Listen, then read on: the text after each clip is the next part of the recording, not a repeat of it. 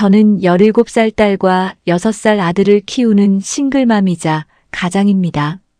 남편과 저는 같은 건설 인테리어 업계에서 만났습니다.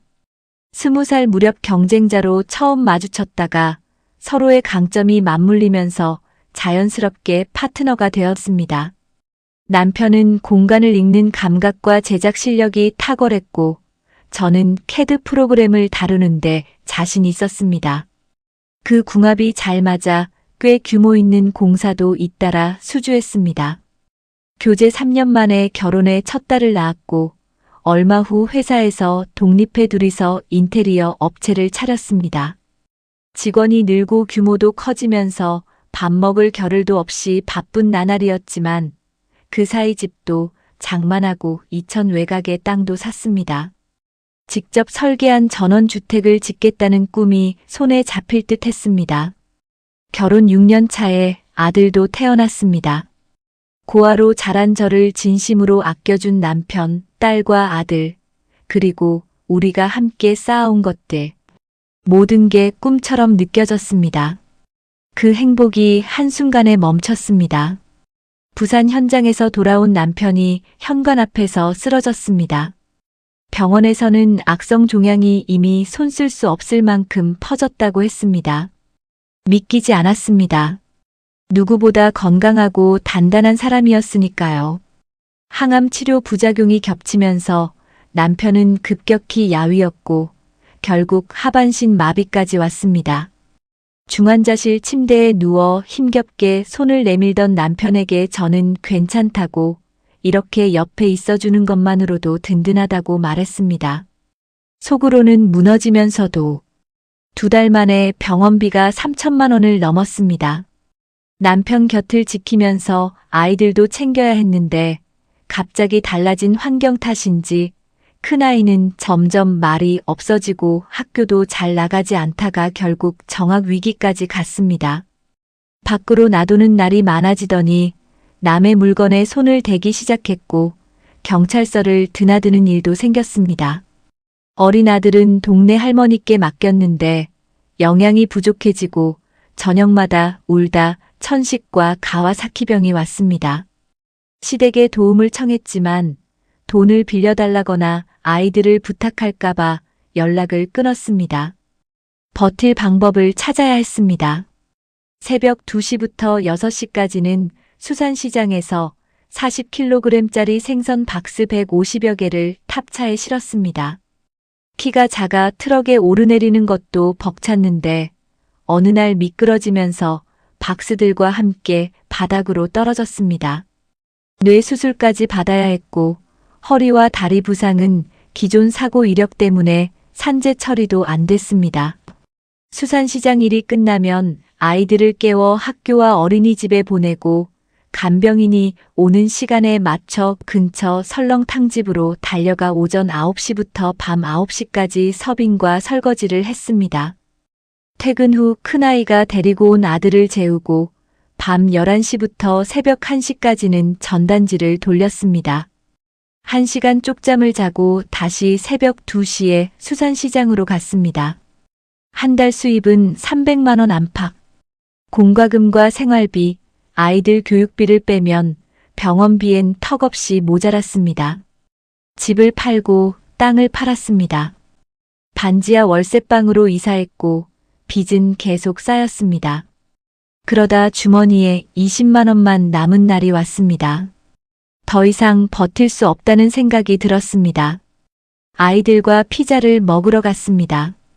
콧노래를 흥얼거리는 아들 옆에서 눈치를 챈 딸이 울면서 말했습니다. 엄마는 최선을 다했다고, 나쁜 일 안 하겠다고, 다음 생에도 우리 엄마였으면 좋겠다고. 그 말에 정신이 번쩍 들었습니다. 아이들이 매 순간 버려질까봐 두려워하면서도 씩씩한 척 버티고 있었다는 걸 그때서야 제대로 느꼈습니다. 부끄러웠습니다. 저는 아이들을 꼭 안고 말했습니다. 앞으로 더 힘들어질 테니 내가 동생을 좀 더 돌봐줘야 한다고. 딸의 표정이 눈에 띄게 밝아졌습니다. 얼마 후 남편이 세상을 떠났습니다. 남은 건 빚과 두 아이와 저뿐이었습니다. 월세방에서도 나와야 했고 남편의 생명보험금마저 시댁에서 요구해 아이들을 빼앗기겠다는 협박 끝에 3천만 원 전부를 내줄 수밖에 없었습니다. 이후 1년 7개월을 찜질방에서 지냈습니다. 동대문 봉투 배달, 도시락 배달, 사무실 청소, 장례 보조, 세차, 노점 판매. 돈이 되는 일이라면 가리지 않았습니다. 찜질방 사장님이 저희 사정을 알게 된 뒤 아이들을 돌봐주셨고 그 인연으로 건설 현장 일을 다시 시작했습니다. 철사 정리, 못 제거, 벽돌 나르기, 시멘트 작업. 그러다 소개로 선반일 자리를 얻었습니다. 월 190만 원, 남자들도 꺼린다는 작업이었지만 개의치 않았습니다. 1년 7개월 뒤 성실함을 인정받아 월급이 10만 원 올랐고 드디어 반지하 2칸짜리 월세방 계약을 했습니다. 그날 밤 아이들과 서로 부둥켜 안고 울었습니다.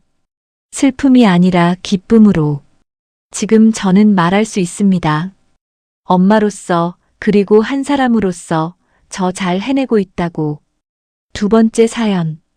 얼마 전 뜻밖의 전화 한 통을 받았습니다. 수화기 너머로 익숙한 목소리가 들려왔습니다. 6년 전 이혼한 전 남편 미나 아빠였습니다.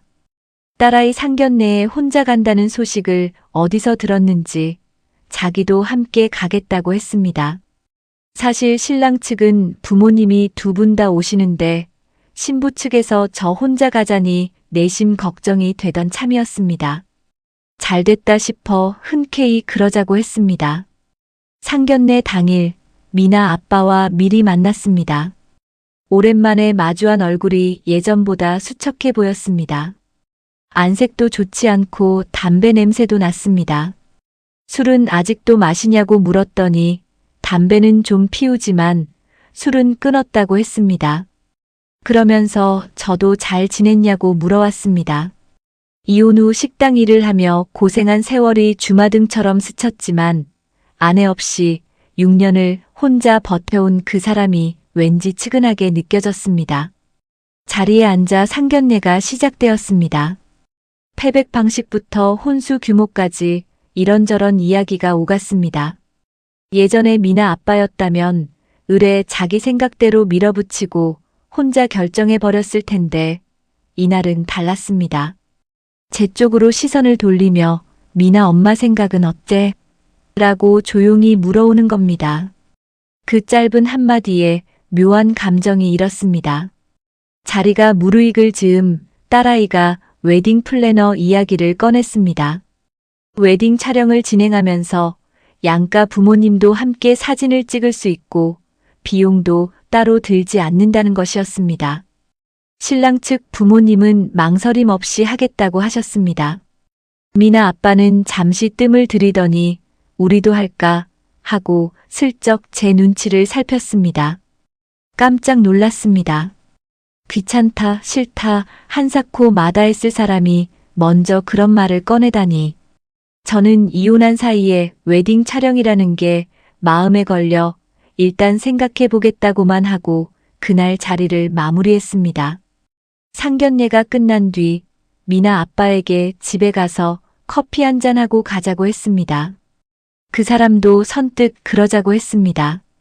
마주 앉아 커피를 마시는데 미나 아빠의 시선이 제 발에 머물렀습니다. 식당 일을 오래 해서인지 발이 꽤 거칠어져 있었습니다. 그 사람이 아무 말 없이 소파 아래쪽으로 내려앉더니 제 맨발을 조심스럽게 잡아 마사지를 해주기 시작했습니다.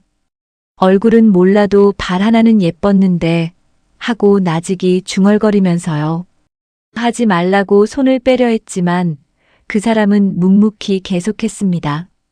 그 온기가 손끝을 타고 전해지는 순간 신혼 시절의 기억이 불쑥 떠올랐습니다. 가슴 한편이 아련해졌습니다. 저는 그 자리에서 결심했습니다. 미나가 말한 웨딩 촬영 하기로 했습니다. 공짜라는데 뭐라고 웃으며 말했더니 미나 아빠 얼굴에 환한 웃음이 번졌습니다. 그날 이후 우리는 자주 만났습니다.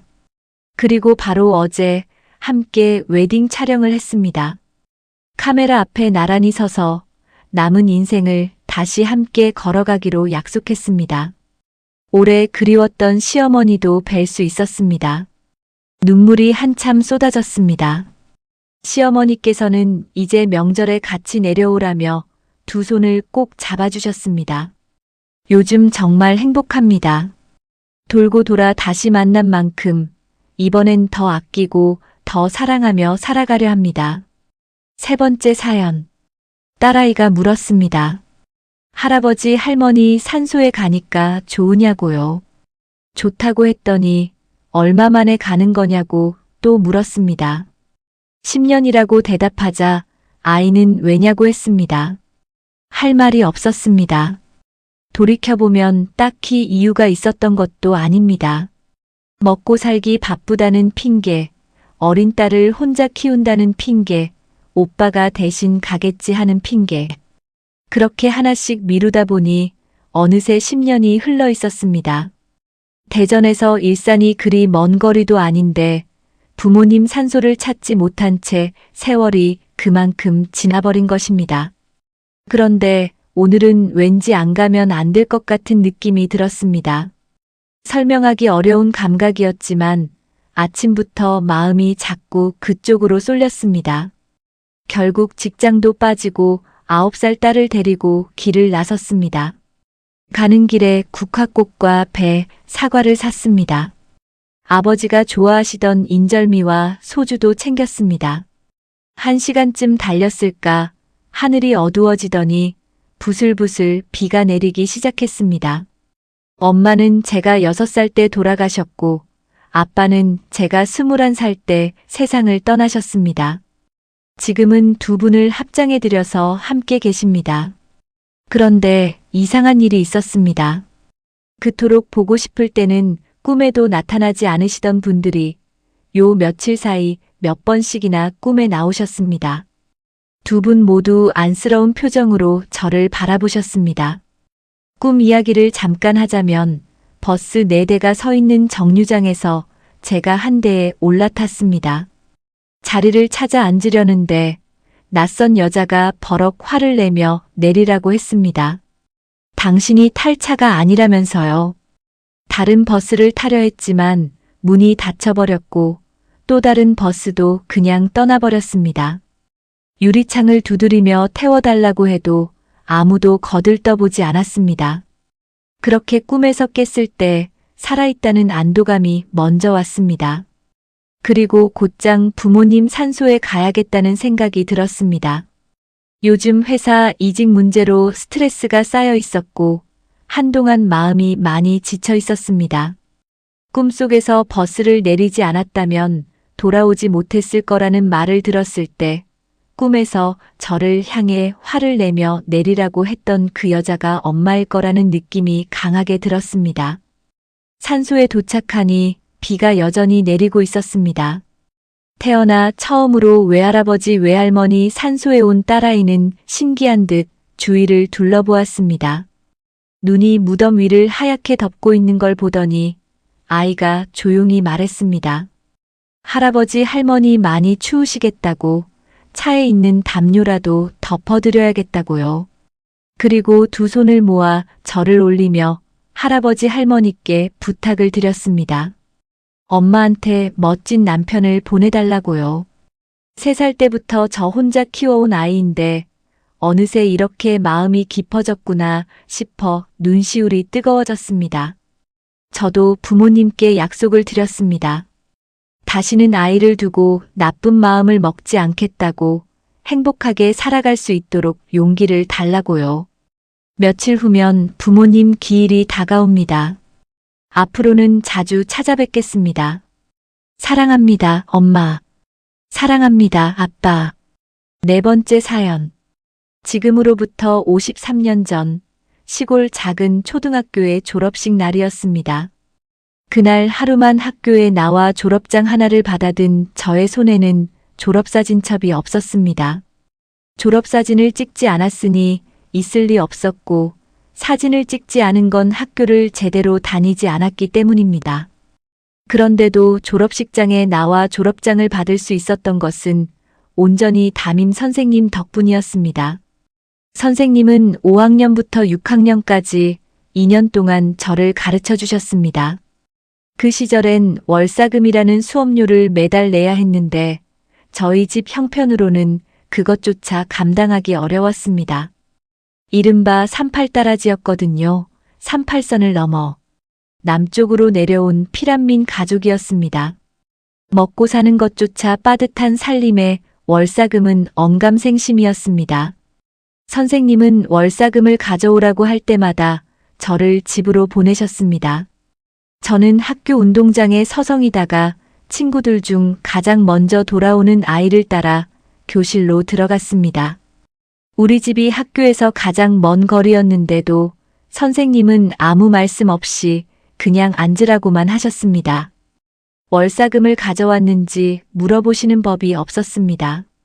그렇게 1년이 흘렀습니다. 6학년 여름방학이 끝날 무렵 저는 결국 학교에 나가지 못했습니다. 월사금을 낼 방법이 없었습니다. 하루하루 버티는 살림에서 그 돈은 도무지 나올 구석이 없었습니다. 그렇게 학교와 멀어진 채 졸업식 날이 다가왔습니다. 어느 날 선생님이 직접 저를 찾아오셨습니다. 무엇이 어떻게 될지는 모르겠지만 일단 졸업은 하고 보자고 하셨습니다.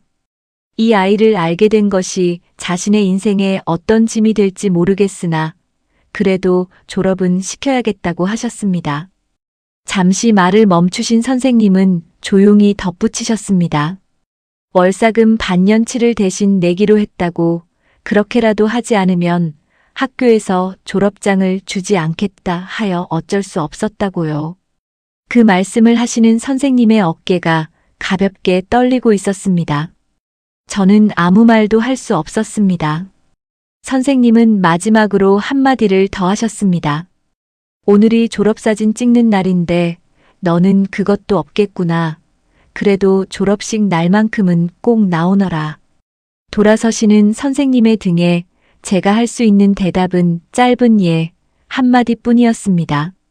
그리고 졸업식 날이 왔습니다. 200명이 넘는 졸업생들 사이에서 저는 사진 한 장 남기지 못한 채 그 자리에 있었습니다. 얼굴 없는 졸업장 하나를 두 손으로 받아들었습니다. 그 졸업장이 대단한 것은 아니었습니다. 하지만 그것은 선생님이 자신의 주머니를 털어 만들어주신 것이었습니다. 제 월사금을 대신 내시면서까지 졸업장 하나를 쥐어주려 하셨던 선생님의 마음이 무엇이었는지 지금도 다 헤아리지는 못합니다. 다만 그런 분의 제자로 살아왔다는 사실이 지금도 제게는 작은 자랑이자 큰 위안입니다. 선생님 감사합니다.